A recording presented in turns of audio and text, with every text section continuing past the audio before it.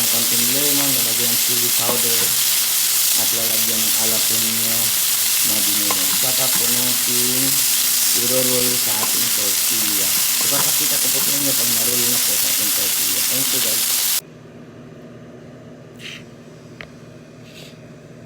Hello guys, ito na yung ating chicken sa ating chicken burritos. Nag-grill natin, na-slice na natin siya ng cubes. Nalagyan natin ng chili powder at saka jalapeno. At may lemon na rin siya. Salt and pepper. Sige guys, thank you. I-wrap na natin.